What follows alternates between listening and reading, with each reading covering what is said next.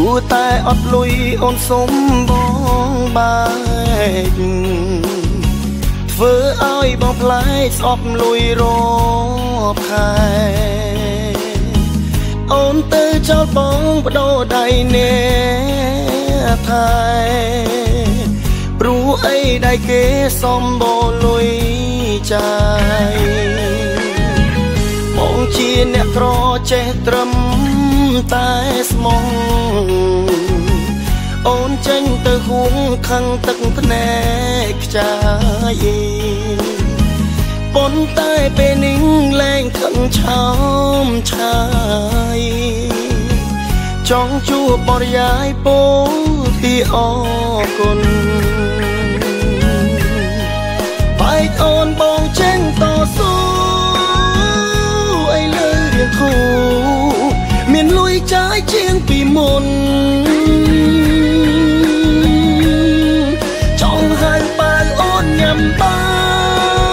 យតែខ្លាចតូចតន់រវល់ជាមួយអ្នកថ្មីបេះដូងធ្លំស្រឡាញ់លើស្រីនៅតែស្មងសមានការងារល្អមួយជាគូថែលៀនបងលែងអត់ឃ្លានខ្លាចត្រូវជួបក្រតែរឿងបងភ័យខ្លាចគេមិនល្អថែស្នេហ៍ស្មោះសរអូនមិនបានយូរ